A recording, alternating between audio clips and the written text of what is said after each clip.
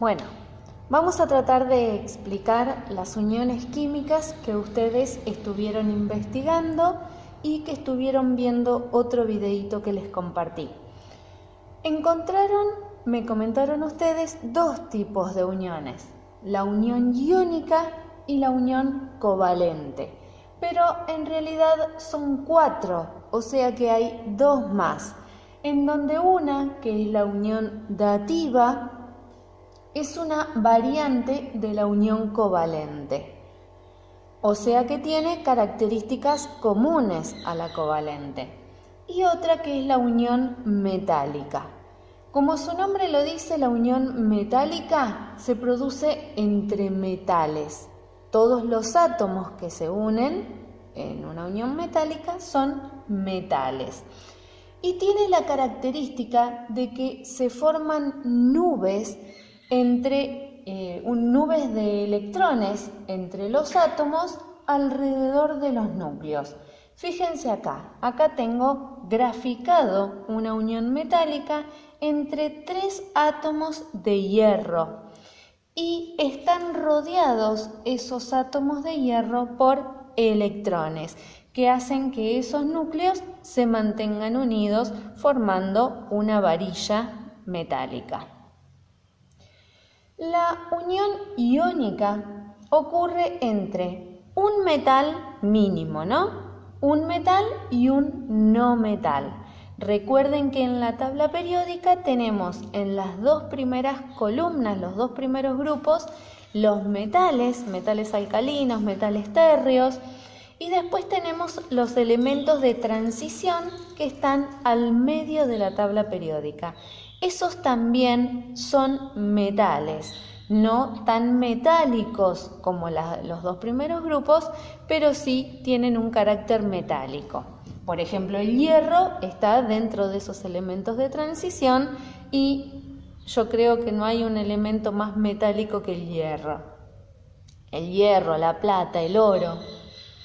Bueno, entonces, la unión iónica ocurre, dijimos, entre un metal que está en la primer parte y centro de la tabla periódica y un no metal, o sea, los que están de este otro lado de la tabla periódica, exceptuando el grupo 18, que son los gases nobles o inertes. ¿Y qué pasa entre esos átomos? Se ceden y se reciben electrones. O sea, un átomo da y otro recibe electrones. ¿Quién da? Son los metales, o sea, los que están a la izquierda de la tabla periódica van a ceder electrones y los no metales van a recibir. Fíjense, acá tenemos un ejemplo de unión iónica en donde tenemos el metal y el no metal, que forman esta sustancia, que es cloruro de sodio, o sea, Na, que es el sodio, y Cl, que es el cloro. A eso los grafico en grandes, dibujo grande el símbolo. Y para representar la unión metálica, además de colocar los símbolos de los elementos, se utilizan los electrones de la última órbita de cada elemento. Si se fijan en la tabla periódica, en la distribución electrónica del sodio, van a encontrar que el sodio en total tiene 11 electrones, pero están distribuidos 2 en la primera órbita, 8 en la segunda y 1 en la tercera. Entonces, ese único que está en la tercera órbita es el que se va a poner en juego en esta unión. Y en el caso del cloro, tiene 7 electrones en su última órbita y son los 7 que yo dibujé ahí con cruces. Fíjense que, no es necesario que los dibujen con colores. Acá yo lo hice así para que ustedes los distingan bien, pero sí les aconsejo que dibujen de distinta forma los electrones de un átomo y del otro.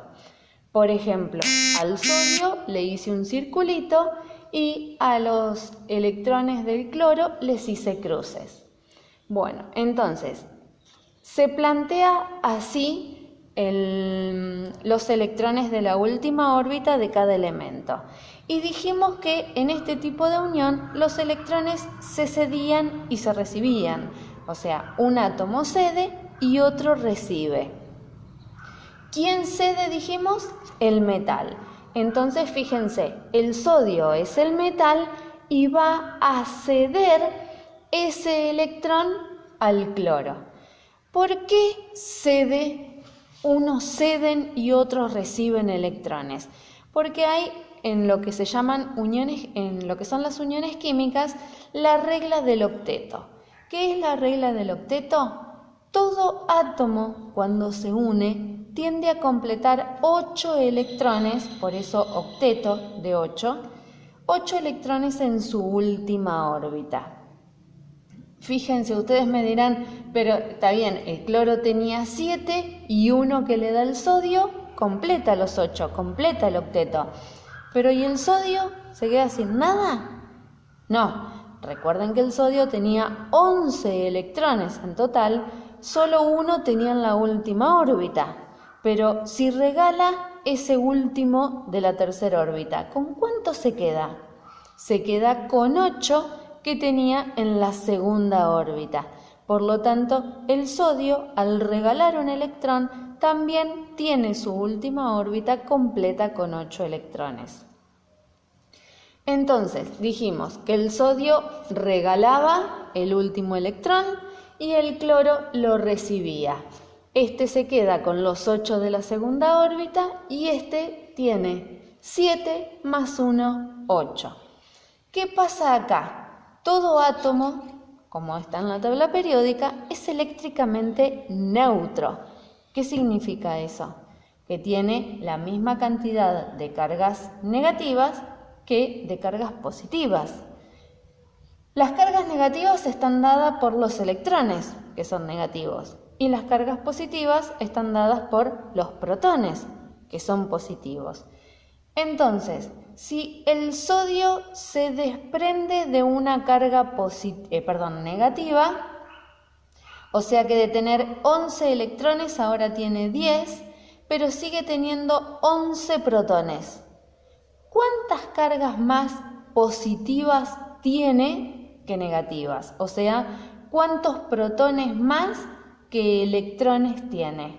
Tenía 11 protones y ahora tiene 10 electrones, así que tiene una carga más positiva que negativas. Entonces, el sodio se queda con una carga positiva. Y el cloro, que se apoderó de un electrón, ahora tiene una carga más negativa que las positivas. El cloro tiene Z17, por lo tanto tiene 17 electrones y 17 protones. Ahora va a seguir teniendo 17 protones, pero va a tener 18 electrones, o sea que tiene una carga negativa más que las positivas. Por lo tanto, el cloro ahora tiene una carga negativa. Y así queda esta sustancia formada. Cuando ustedes hacen un ejercicio de uniones iónicas, van a tener que plantear los símbolos rodeados por los electrones de su última órbita. En el caso de la unión iónica, van a volver a plantear los símbolos de los electrones. En el caso del que se apodera de los electrones, el que recibe, es el que se le dibujan todos alrededor y va a tener tantas cargas negativas como electrones reciba. Y el metal se va a quedar con tantas cargas positivas como electrones ceda.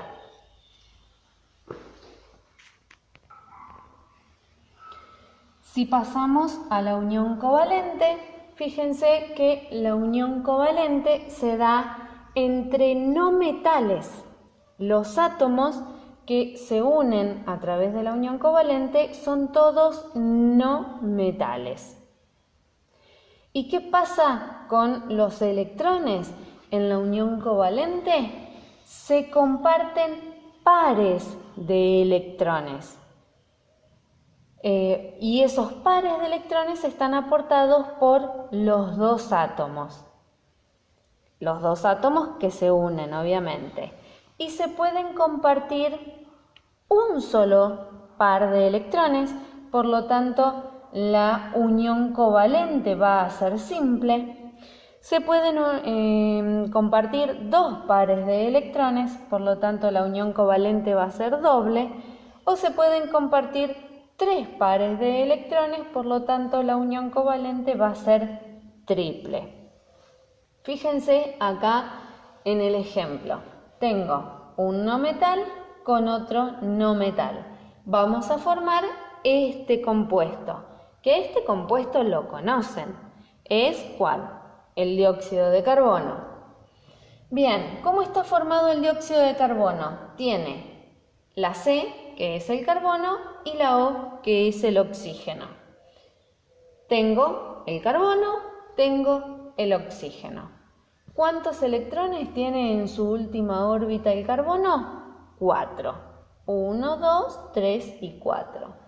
¿Cuántos electrones tiene en su última órbita el oxígeno? 6. 2, 4 y 6. Pero ¿qué pasa? Fíjense en el compuesto. El dióxido de carbono tiene un átomo de carbono por cada 2 de oxígeno. Entonces, ¿qué hago? Tengo que plantear al carbono rodeado por los oxígenos, porque los oxígenos no se unen entre sí, sino que los dos se unen al carbono. Entonces yo no puedo poner carbono, oxígeno, oxígeno. Tengo que poner el carbono rodeado por los dos oxígenos.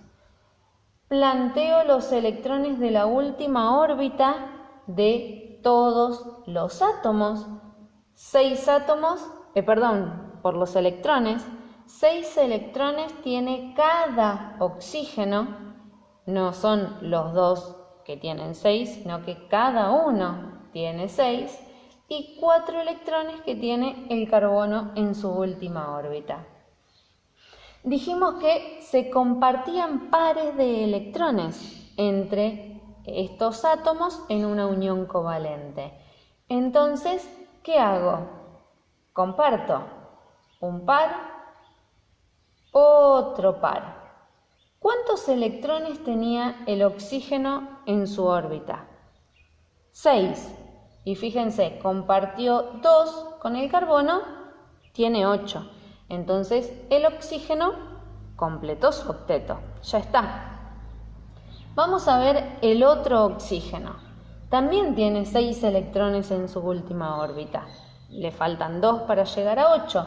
Entonces va a compartir un par acá, otro para acá. Así que tenía 6 y 2, 8 electrones, o sea que completó su octeto. ¿Y qué pasó con el carbono? Tenía 1, 2, 3, 4, 5, 6, 7 y 8. También completó su octeto. Así que ahí termina la unión covalente del dióxido de carbono. Pero a esto lo tengo que simplificar, o sea, poner más sencillo, en donde voy a dibujar las uniones covalentes. En este caso, ¿cuántos pares de electrones se compartían entre este oxígeno y el carbono? 1 y 2. Por lo tanto, entre este oxígeno y el carbono voy a hacer 2 guiones, uno arriba del otro, representando esos 2 pares de electrones compartidos. ¿Y cuántos pares de electrones se comparten entre el carbono y este oxígeno? Un par, 2 pares. Por lo tanto, entre este oxígeno y el carbono voy a dibujar 2 guiones representando esos 2 pares de electrones. Bien, nos queda la variante de la unión covalente, que es la unión dativa. Como es una variante de la covalente, dijimos que compartía características con esa unión, como ser que ocurre entre no metales. Los átomos que se unen son todos no metales. Y en este caso se prestan electrones. No es que se comparten como en la covalente, sino que se prestan. Vamos a ver, al ser una unión covalente, seguramente en esas uniones va a haber alguna unión covalente y otras van a ser dativas. Dijimos que ocurría entre no metales. Vamos a formar esta sustancia, SO3. Planteo el azufre, planteo el oxígeno. ¿Cuántos electrones tiene el azufre en su última órbita? 2, 4, 6. ¿Cuántos electrones tiene el oxígeno en su última órbita? 2, 4 y 6. Bien, pero ¿qué pasa? En esta sustancia yo tengo un azufre y 3 oxígenos. Entonces, ¿qué dije hoy del oxígeno acá? Los oxígenos no se unen entre sí, sino que se unen al otro elemento. En este caso, el otro elemento es el azufre. Entonces voy a rodear al azufre por tantos átomos de carbono según me diga esta formulita. En la fórmula me dice que tengo 3 oxígenos, por lo tanto dibujo 3 oxígenos rodeando al azufre. Cada átomo está rodeado por la cantidad de electrones que tiene en su última órbita. Todos tienen 6 electrones. Empecemos por este oxígeno. Si tiene 6 electrones en su última órbita, ¿cuántos le faltan para completar el octeto? 2. Miren, compartimos un para acá, compartimos otro para acá, así que tenía 6 más 2, 8. Completó su octeto. Pero en este caso, ¿cuántos electrones tenía el azufre en su última órbita? También tenía 6. Y al compartir 2 pares con el primer oxígeno, también ya completó su octeto. 6 más 2, 8. Pero todavía tiene que unirse a este oxígeno y a este otro oxígeno. Entonces ahí, ¿qué pasa?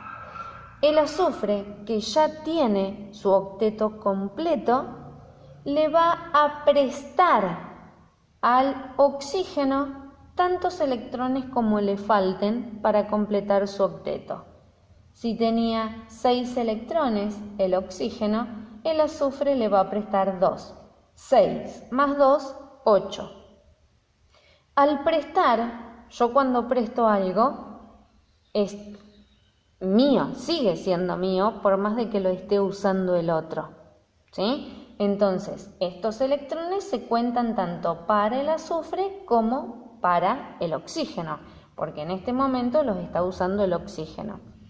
Y con este otro pasa exactamente lo mismo. El oxígeno tiene 6 electrones en su última órbita, le faltan 2 para completar el octeto, entonces el azufre, que todavía tiene 2 electrones disponibles, se los va a prestar. Siguen siendo del azufre, pero también en este momento son del oxígeno. Por lo tanto, todos ahora tienen su octeto completo.